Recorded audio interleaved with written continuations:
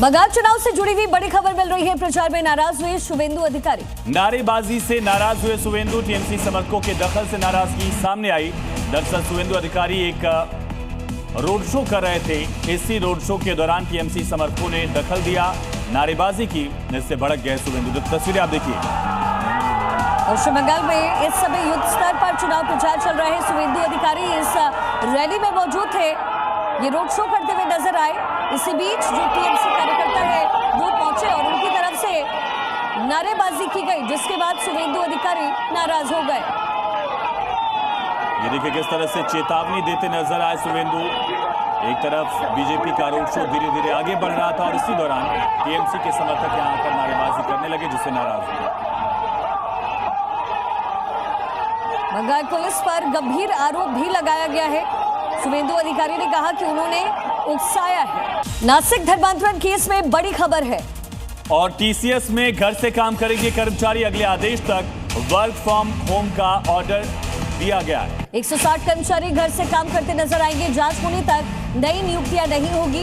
ये पूरा मामला जो कि गंभीरता से लिया जा रहा है।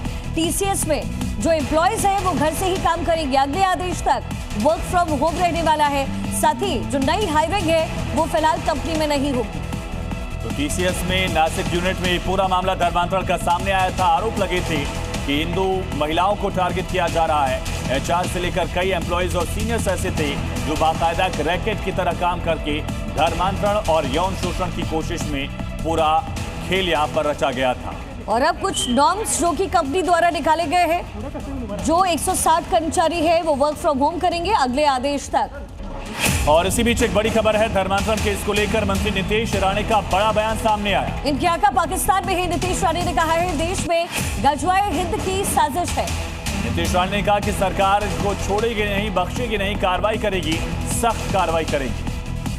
मैंने हमेशा से आपको कहा है कि 2047 तक 2047 तक इनको इस हिंदू राष्ट्र को इस्लाम राष्ट्र बनाना है, जिसके वो गजवाए हिंद जिसका उन्होंने नाम दिया है। जब तक ये लोग हर काफिर को का धर्मांतर करते नहीं हैं, तब तक इनका इस्लाम राष्ट्र बनाने का जो इनकी ख्वाहिश है वो पूरी होगी नहीं।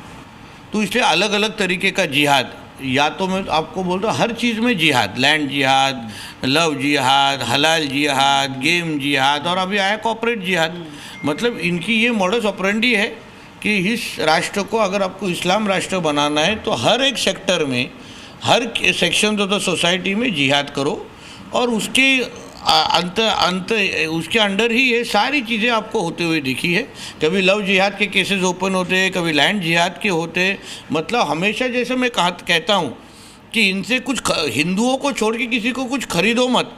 तो अभी ये भी बोलने का वक्त आ गया है शायद कि हिंदुओं को छोड़ के किसी को नौकरी पे भी मत रखो, क्योंकि जहाँ भी जाके अगर जिहाद ही करना है तो फिर कल नौकरी में भी रख के अगर देश के, भारत देश के विरुद्ध अगर ये सब चीज़ें कर रहे होंगे तो फिर हम सभी को इसके बारे में सतर्क रहना पड़ेगा।